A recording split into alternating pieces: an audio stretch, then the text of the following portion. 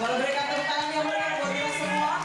Riuh suara kader Partai Nasional Demokrat atau Nasdem terdengar pada 3 Oktober 2022. Mereka menyambut antusias deklarasi Ketua Umum Nasdem Surya Paloh yang menetapkan Anies Baswedan sebagai calon presiden Nasdem di 2024. Maka yang ingin dicari Nasdem adalah yang terbaik daripada yang lain.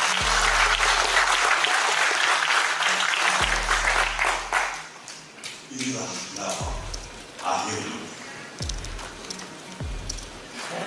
Nasdem melihat seorang sosok Anies Baswedan. Pengumuman ini jadi kabar yang mengejutkan dalam peta politik tanah air. Pasalnya dari 3 nama calon presiden yang diumumkan Nasdem sebelumnya, nama Gubernur Jawa Tengah Ganjar Pranowo disebut-sebut berada di posisi puncak. Lantas, kenapa Nasdem memilih Anies? Akankah deklarasi pencapresan Anies mengubah arah peta politik di tanah air?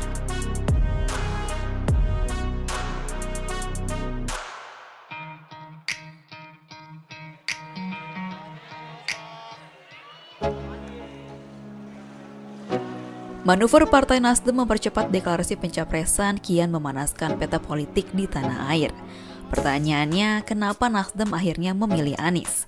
Padahal Anies kerap berseberangan dengan kebijakan Presiden Joko Widodo dan Nasdem berada di partai koalisi pemerintah. Apalagi Anies tengah tersandung kasus dugaan korupsi Formula E. Secara kinerja, menurut survei Nusantara Strategic Network atau NSN yang dilakukan pada September 2022, mayoritas masyarakat DKI Jakarta bahkan tidak puas nih dengan kinerja Gubernur Anies Baswedan. Hal ini terlihat dari tingkat kepuasan publik yang hanya 30,3% saja. Selain itu, mengacu pada hasil 3 lembaga survei terkait calon presiden untuk pemilu 2024, Anies juga bukan petahana posisi pertama dalam elektabilitas. Ketiganya memperlihatkan elektabilitas Ganjar Pranowo masih jauh memimpin di depan Prabowo Subianto dan juga Anies Baswedan. Menurut survei indikator politik misalnya, nilai elektabilitas Anies Baswedan sebagai calon presiden menurun pada September 2022 dengan nilai elektabilitas hanya 17,7%. Serupa dengan indikator politik, survei SMRC mengurutkan Anies di posisi ketiga dengan elektabilitas 21,9%. Sementara menurut hasil survei CSIS, Anies Baswedan berada di urutan kedua dengan elektabilitas 27,5%.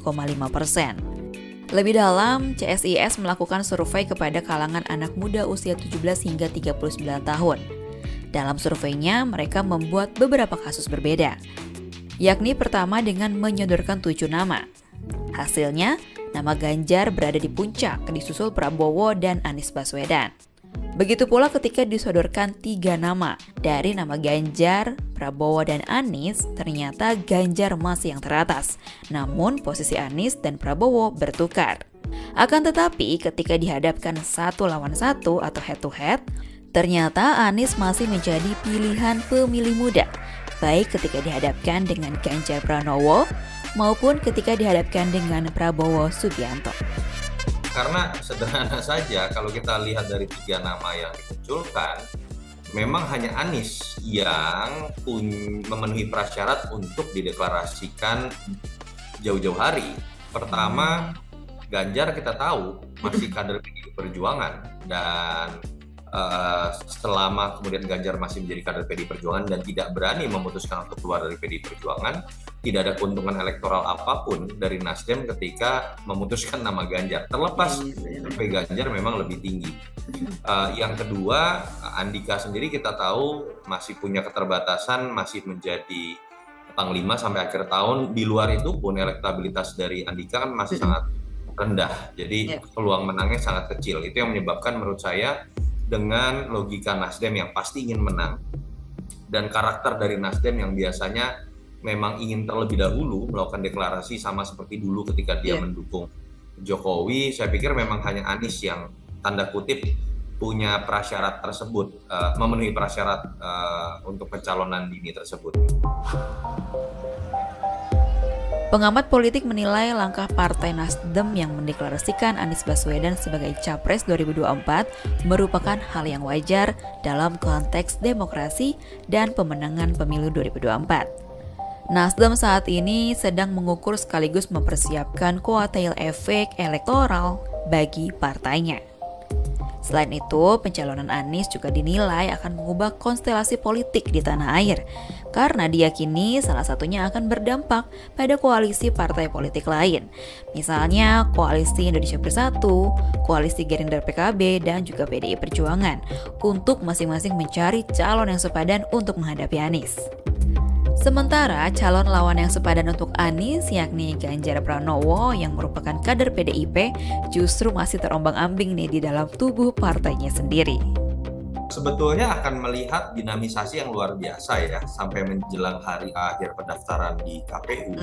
Karena apa yang kita lihat sekarang semuanya buat saya itu hanya kongko politik walaupun sudah ada deklarasi ya. Ada deklarasi koalisi segala ya. Memperlihatkan sampai jam-jam terakhir pun bahkan pasangan capres cawapres bisa berubah terjadi pada Kiai Ma'ruf dan Mahfud MD. Mahfud MD.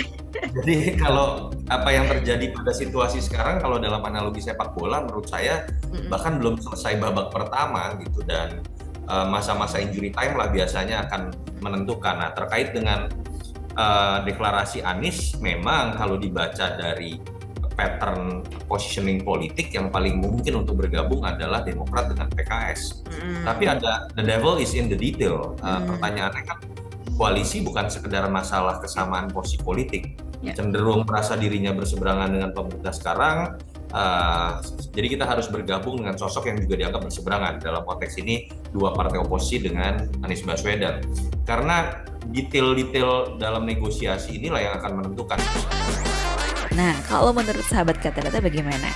Siapa ya kira-kira yang akan berlaga melawan Anies Baswedan di Pilpres 2024?